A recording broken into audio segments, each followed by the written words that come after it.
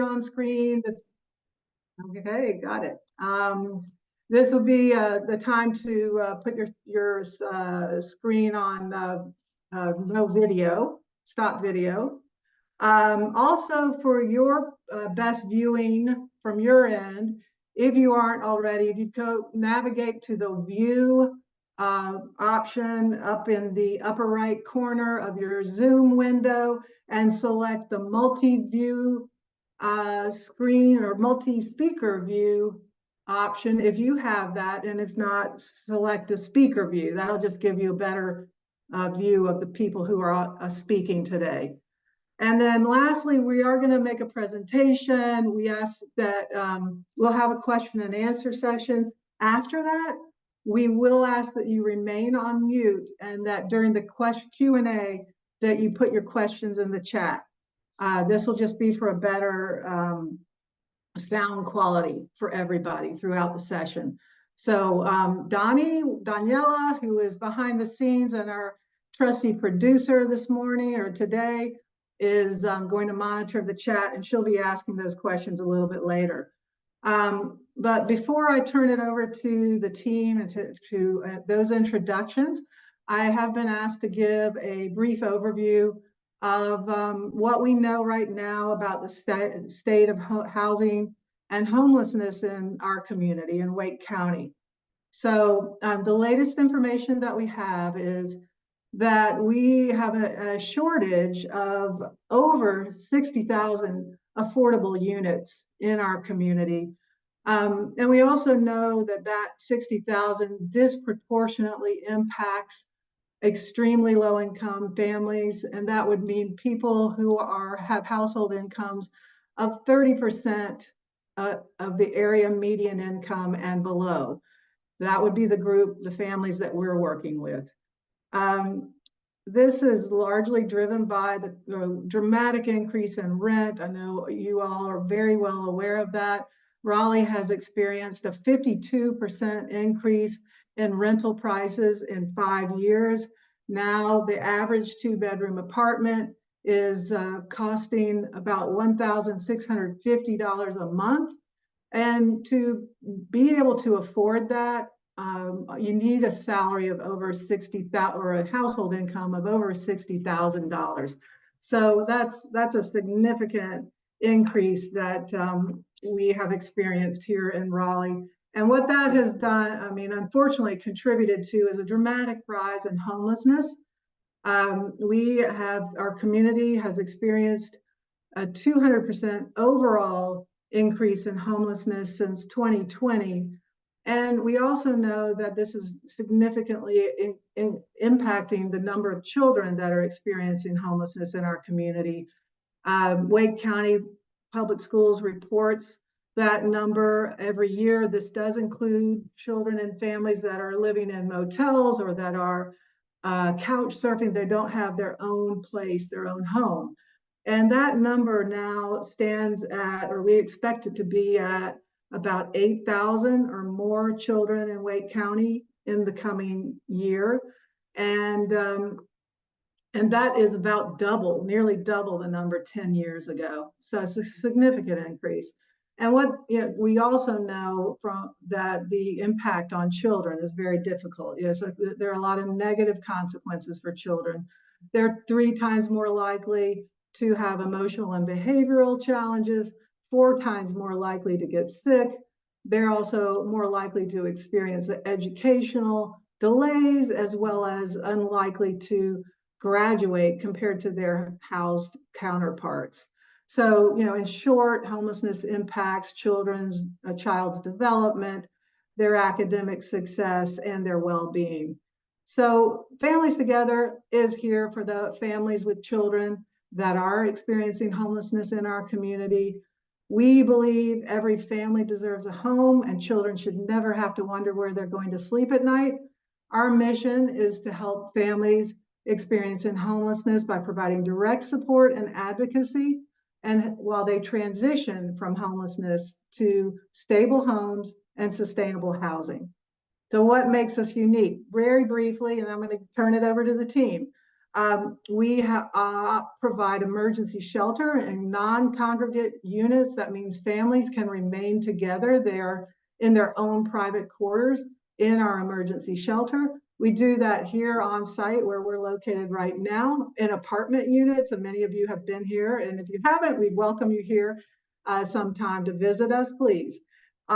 We also have hotel rooms that we are offering now as emergency shelter. So in total, on any given night, we will have 19 shelter units for families. That totals about 66 individuals when you count the parents and the children every single night that are in a shelter unit that is being provided by families together. We've been able to increase that over the last few years with funding from a variety of sources, including you, our supporters, as well as Wake County and our partners there. We also provide a range of housing solutions. This includes what's called rapid rehousing, where we're trying to get families into a permanent place in the community as quickly as possible, where they sign a lease in their own name. And in recent years, we started branching out and owning property, building our own property portfolio where we have control of those units. We can get families in as quickly as possible. Providing short-term housing, we call bridge housing. We also have permanent rental housing where we can accept a housing choice voucher, and we're growing from there as we build up this property portfolio. We're also working to try to have a large-scale impact in the community as best we can, utilizing our expertise in housing and working with families experiencing homelessness. So you may have heard about Newbern Crossings, which is coming to our community. It's being built actually right now over the hill behind us. And it will bring almost 200 new affordable units to our community. There will be 200 units in the complex. 100% of them will be for affordable housing, and 40 of those units will be permanent supportive housing.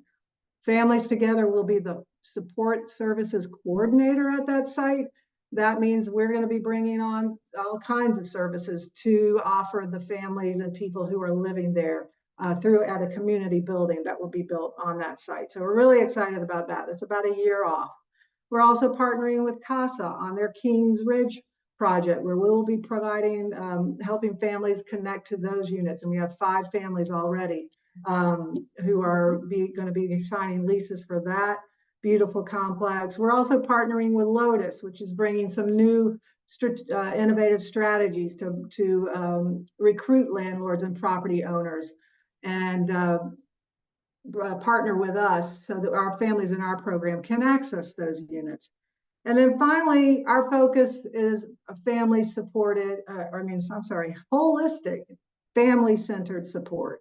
And our team will go into greater detail about that. But just a quick snapshot of the kinds of services that they're offering: housing search and placement, financial assistance with temporary rental and utilities assistance, one-on-one case management for up to a year, in some cases up to 18 months, past the time the family signs a lease in their own name. Help with behavioral health and physical health support, connections to community resources like food, clothing, furnishings that are essential to basic needs, and life skills workshops. We offer a range of life skills workshops, as well as specialized financial empowerment and employment support. So rather than me continuing to talk, I want to provide as much time as possible for Karen and her team. So I'm going to turn it over to Karen to start with the introductions. Thank you, Jen. Hi, again, I'm Karen Lassiter. I've been with Families Together. It'll be 9 years in December. And I've been fortunate during this time to fill multiple roles on the program side, starting as a mentor advocate, moving into the role of housing navigator, team lead, also rehousing manager, interim director, and then I've been the director for 2 years now. And during this time, I have just seen families flourish because of the services that we do provide here at Families Together. And at this time, I'm going to turn it over to Ken. And Ken, you can begin with your introductions of the team. Good afternoon. My name is Ken Nixon, and I'm the Property Strategy Manager here at Families Together. I've been with the agency for 2.5 years, and my job is to manage all of our properties, including our on-site shelter, as well as our affordable housing and transitional housing units, all located here in Raleigh. Good afternoon. My name is Paul Rowland. I'm the Stabilization and Employment Mentor Advocate here at Families Together. I've been here for 2.5 years as well. I'm working with the families who are in transition in our Bridge program, as well as working with them to provide employment services and job training services. Good afternoon. My name is Harriet Reynolds, and I am the Emergency Shelter Empowerment and Manager. And I have been with the agency for 8 years, and I manage our families who are in our shelters in the hotel and also our families in the shelter on site. Good afternoon. My name is Faith Godfrey, and I am the Shelter Rehousing Mentor Advocate. I've been here going on 3 years now, and I advocate and provide case management services for our on-site families. Hi, my name is Meredith Davis. I'm the Healthcare Engagement Specialist. I've been with Families Together for about 2.5 years. And in my role, I work with families to ensure that they have their physical health care, mental health, and any substance use issues that are addressed and provide referrals. Good afternoon. My name is Erin Hill Carter, and I am the Stabilization and Family Services Manager. I have been with Families Together for about 2 years now, and the focus for me and Stabilization Mentor Advocates is to ensure that our families receive the holistic support and services that they need to ensure that once they graduate, they are able to thrive and go into society and do very well. Thank you. Thank you so much, team. And we are going to take this time to really dive in a little bit and provide to you an example of how our team works together collaboratively to make life-changing impact for each and every family that we serve.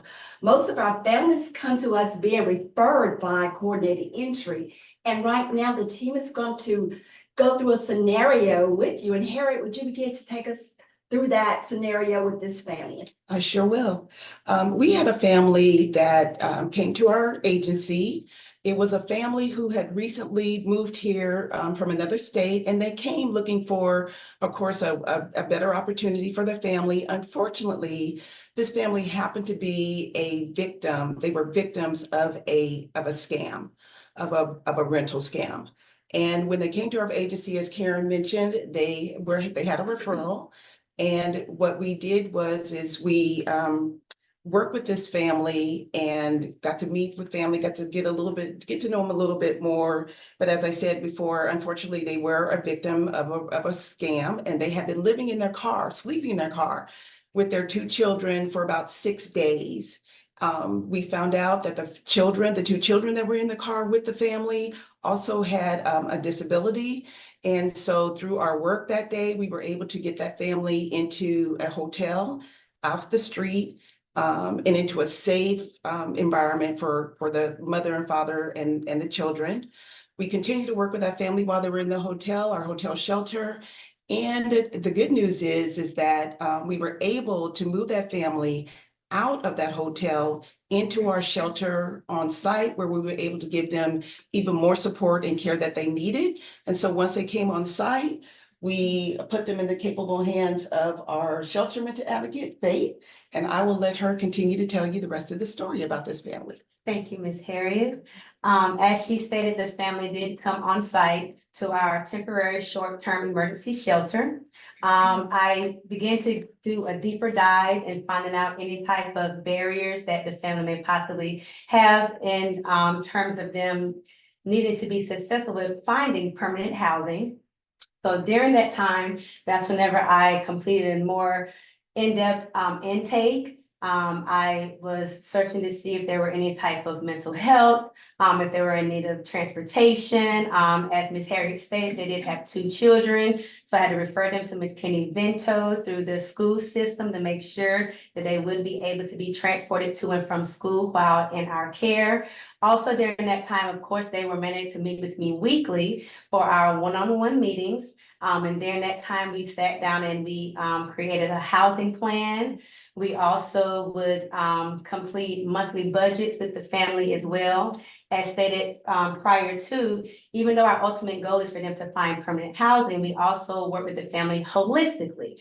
So I didn't only just stop there, but I was able to find out that one of the parents were in need of employment, as well as some mental health needs with the other members in the family. So at that time, I put in a referral to our employment mentor advocate. But prior to that, I also knew that they were in need of a voucher. So we worked with them very closely and was able to get them approved for a housing choice voucher during their short-term time stay with us. And now I will pass it over to Paul.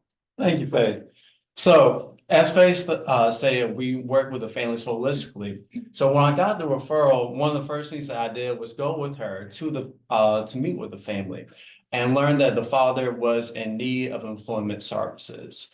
And one of the reasons why I want to go with Faye is just to get an idea, to get the father to open up and learn more about his background, learning about his work history, about where he comes from, what his work experience is, how long he had been working at particular past employment agencies. So one of the first things that we did was work on getting resume set up, as well as doing mock interviews to make sure that he was comfortable as well, being able to find employment and be able to find that right employer for him. And after doing a quick job search with him, he was able to find employment and get signed on with a staffing agency, which then went to full time. In addition, one of the things that we learned in that initial meeting was about how their children were in high school and looking to start their own career paths as well. And one of the agencies that we work with very closely is Wake Tech. Wake Tech has some fantastic opportunities for young adults, as well as for ages 16 to 18, as well as once somebody gets from 18 to 24 years old. And one of the things that we were able to learn was just learn about what their child was interested in, get them to speak with Wake Tech, with the Wake Tech representatives, and learn how to get them connected with the appropriate professor and learn more and take the necessary steps after that. The other thing that we were able to learn as well is the man's wife was in need of a GED. She had been in 10th, she had reached the 10th grade mark, but she wanted to be able to get her GED to be able to also take next steps for her own career. And we were able to get her connected with NC Works, who then got her connected with Wake Tech. So we were able to really get the family to increase their income and being able to take those next steps financially and with employment. And the other referral that Faith did as well was for mental health services. So I'm going to go ahead and pass it on to Meredith. Thank you, Paul. So I met with this family, and for all the families coming into our program, we complete what's called a wellness assessment. And during this time, we're able to get a picture of their history as it relates to their physical health, their mental health, and substance use. And at that point, I'm able to make referrals that are appropriate for not just the adults, but for the kids as well.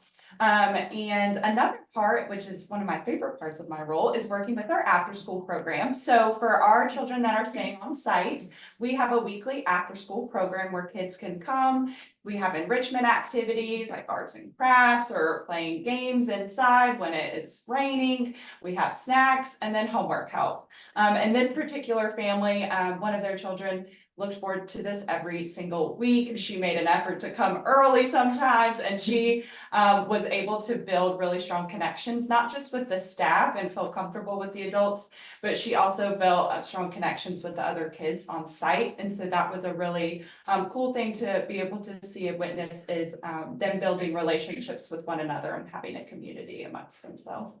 Another part of my role is applying for benefits with my families. That could be applying for Medicaid if they are not insured. Another benefit is disability. So with this particular family, one individual had applied for disability 2 years ago, and they just recently got approved, which is a huge success.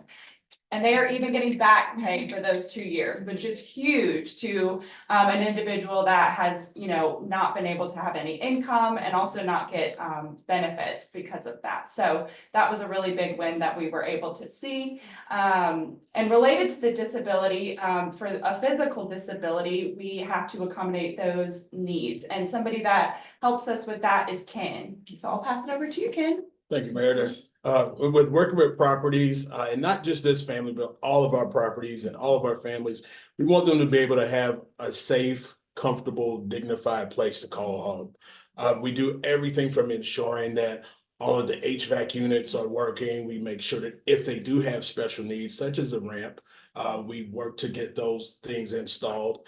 We also want to make sure the areas are safe as well.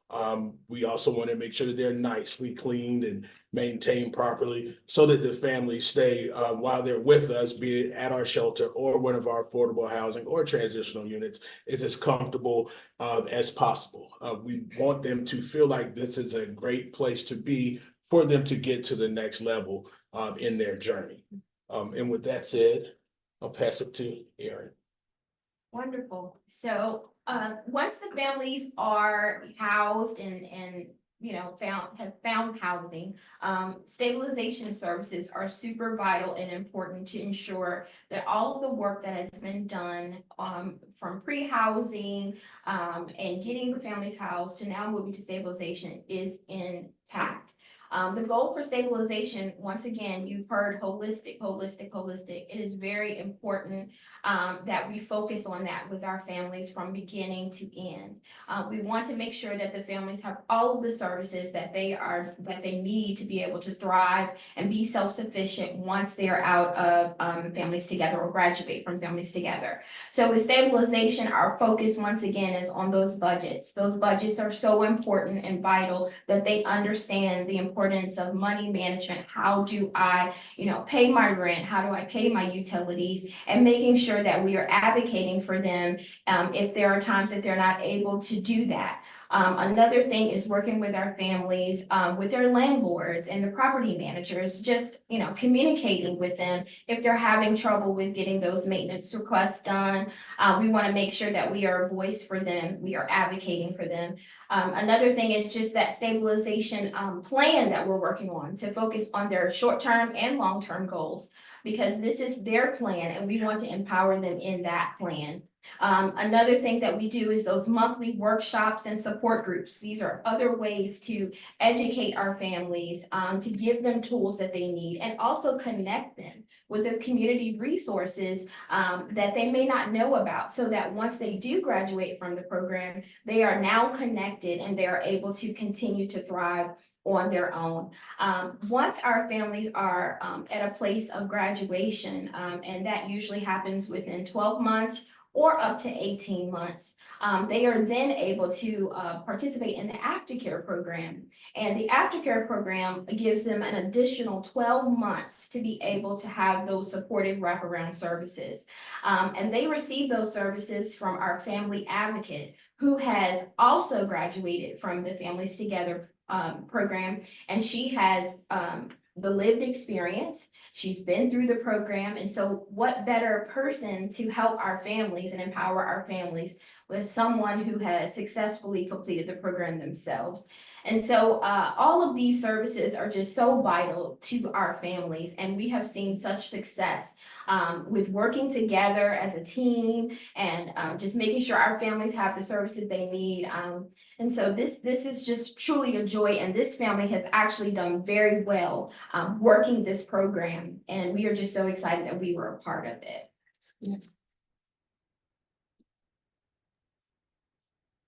Thank you, team.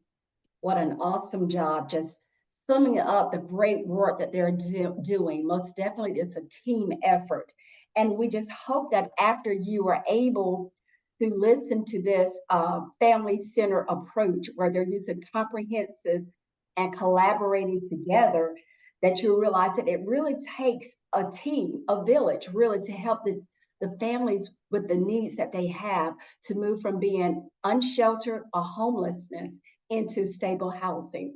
The needs are great and the impacts that we're making are very impressive. Last year in our emergency short-term shelter program, we were able to serve 57 families. That was 39 families in our hotel shelter and 18 families in our on-site shelter. We were able to house 66 families into permanent stable housing. And 42 families graduated with a lease in their name at least 12 months. So after they sign their lease, we do work with them at least 12 months to help them maintain stable housing. And as the team had mentioned, overall, the welfare of the entire family, it doesn't just stop because the families are housed.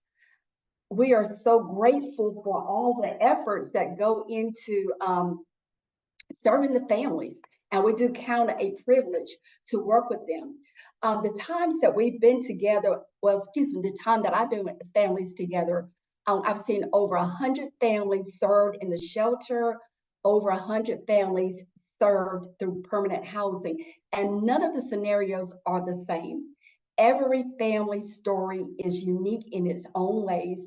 They come with different challenges and goals, which requires our ability to equally identify and individually develop an approach that will work to benefit the family and minimize the barriers that they are experiencing. We are extremely proud of the results that we've gotten serving these families, and it is with this great team that you all have just listened to, and we couldn't do it without the support of the community. Thank you. Thanks, Karen, and thank you, team. I am just so proud to be a part of this team. I think you can tell they're a great group of professionals who just believe in the potential of every single family who walks through our doors to overcome tremendous obstacles and go on to be successful in their housing. We do want to open it up now for questions. I just want to remind you that we are asking that you put questions in the chat, and then Donnie will read those to the team, and we will answer your questions. So please fire away. Send us some questions. We'd love to hear from you. And let's see, is there anything else? I'm gonna just, let's see if we can get over to the chat. Where is it? Meredith, you want to talk about the support group that got started here? Sure. So we have a support group for our families to attend. It's geared towards the adults, led by our wonderful emergency shelter mentor advocate Faith, and then our family advocate Valentina. And while the adults are meeting, we also have childcare for our kids. So we do more enrichment activities during that time. We have little breakfast snacks together, and it's a really great way not only for adults and the families to be able to feel supported by staff, but to build that community with one another. So it's a really great group that we have. Harriet, do you want to talk a little bit about what we do in our financial health workshops? I sure do.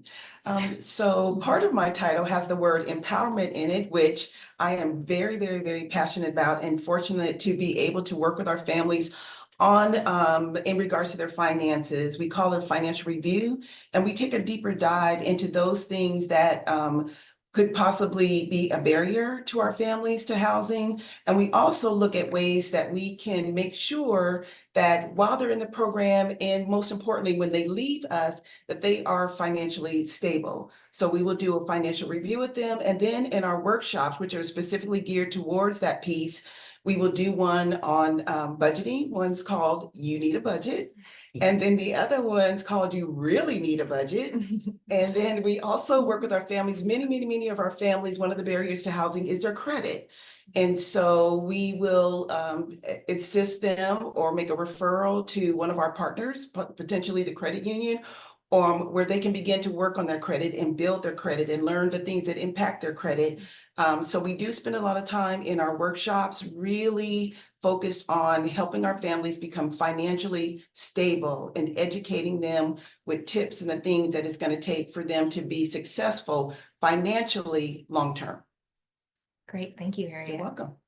So this question is for Meredith. It's from Emily Lambert, and she says, I'm a housing case manager with Interact, and we have clients with a lot of medical barriers, medical concerns because of domestic violence. Do you know resources that make clients feel supported and advocated for in the medical field? This is an area of our program that I feel is lacking. Thank you. That is a really good question.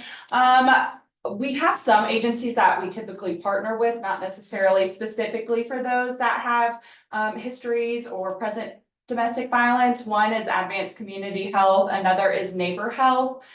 So those are two main ones that I will refer to as far as anybody that has experienced domestic violence. I can't say for certain providers to go to, but I guess in my role, if that were a concern, it may be something where I might join in with the client to go to that appointment if that's something that would make them feel more comfortable. Ken, would you talk a little bit about how you go above and beyond when you are making relationships with our property connections? Thinking a little bit about our recent donation on the playground and how making connections with people outside can lead to bigger and greater things for our community. Sure, absolutely. One of the things I do is anytime I get the opportunity to speak about families together and what we do, I make sure that I do that. I believe it's a very good cause. And, you know, when the community is stronger, everyone is stronger. With the recent donation, I reached out to a lady that I've known for a couple years now that owns a mulch company just for a quote. And she came out to our shelter, took a look at the playground, and she said, okay, I'll give it to you guys at cost. But once she left, she was so compelled, and she said that, you know, it just tugged at her heartstrings at the type of work that we're doing. She wanted to donate it for free.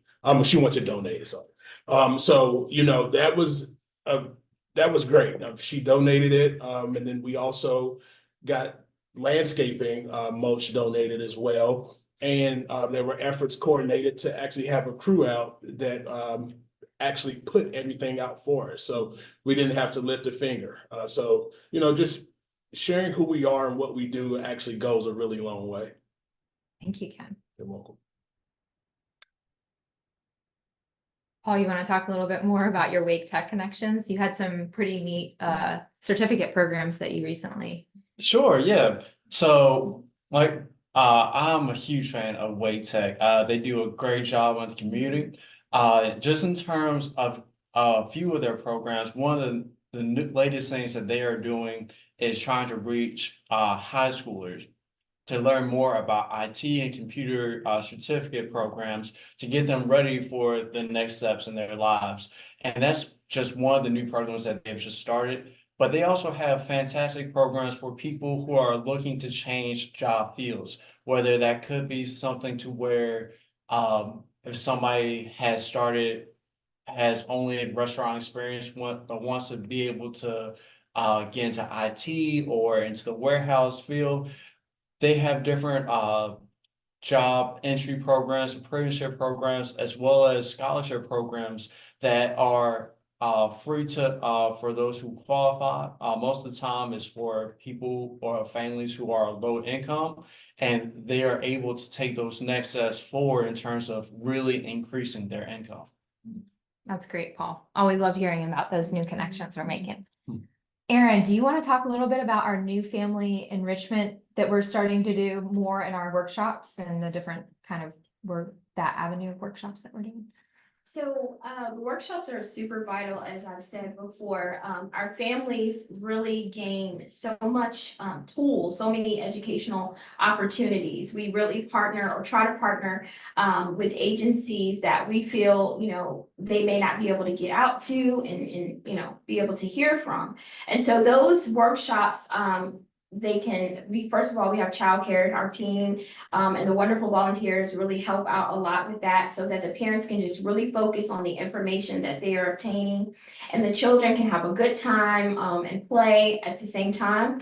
And so with those enrichment workshops, we're just really focusing on what the family needs to hear. We've had really great speakers to come out and give wonderful presentations to our families to help them to have those tools that they need. So once they graduate, they will be able to be successful. They'll be able to, thrive. They'll be able to have the tools that they need. Companies sometimes are able to come out and really speak to them. And we want to make sure that they're marketable, that they have everything that they need to be able to just thrive. That's the whole focus for us. So those workshops are super important. We're also partnering with Marbles, and we've had 2 wonderful workshops there where the children could go and play. And we were able to have our graduation program there. So our families were able, because we want to celebrate those that have, been stabilized, they're going to be graduating. And so we were able to do a ceremony for them. And give them accolades, and we even had some families to talk about the program and really talk about the work that the mentor advocates have done. And so it was really a pouring in and pouring out time for our families. And so that's just great. Thank you. Thank you. All right, it looks like that's all of our questions. Jen, do you want to, There's one more. do we have one more? Could you give a few examples of workshops for parent training you have had? Okay, so that's a great example. We've actually worked with partner with social services, so with Project Catch and all of those types of resources to make sure that our families have like childcare assistance and things of that sort. They do offer parenting facilitation, and that's a wonderful way for our parents to have those tools that they need to be able to know how to parent and to have those I would say just gems of little pieces of knowledge to help them along the way, because there is no manual for parenting. And so having a facilitator to come in and really just give them that insight really does help. So that's just an example. But we also have our mentor advocates who are able to facilitate those workshops for our families also.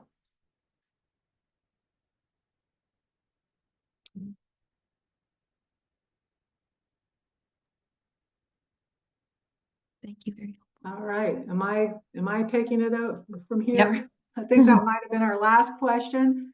Thank you all for the great questions, and the team for giving people a deeper dive into the important work you do every day. We also have some plans to expand. We know the need is so great in this community. As I mentioned at the very beginning of the talk, the homelessness is increasing, unfortunately, and the number of affordable units has gone down dramatically. So we want to respond in a way that is strategic and sustainable, really makes the best use of our expertise in housing and homelessness services. So one other example of that is that we're going to be expanding this building that we're sitting in right now, and we have plans to hopefully break ground by the end of the year or early next year. We have been working with Wake County and the city of Raleigh as our primary partners on this project. And we'll be adding 4 more apartment units here on site that will provide additional emergency shelter. So that'll give us a total of 10 apartment units, shelter units here on site, increasing our ability and capacity to serve the need in the community. So we are excited about that, and little by little, getting over our own barriers and challenges that have been thrown our way, and because we're going to make this happen, and we're looking forward to it. And so now I think, are we going to share a slide, Donnie?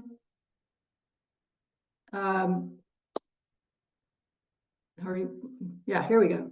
I am very excited to announce that next week, a week from today, will be a great opportunity. If you are interested or you know someone who might be interested to have a greater impact with your giving, we will be having a triple impact match day on October 8th.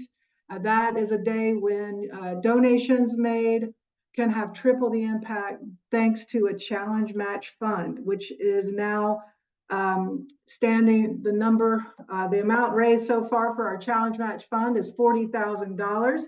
And so we thank our match funders who have made that possible. Just a handful of donors have pledged that amount, and that will allow contributions on October 8th to have triple the impact. So what that means is on Tuesday, and we have a few examples for you here, $25 donation will become $75. That can provide 3 children with just their first night in a warm bed, or $50 can become $150, and that helps us provide that emergency hotel shelter, which keeps families together and begins the process of working with us.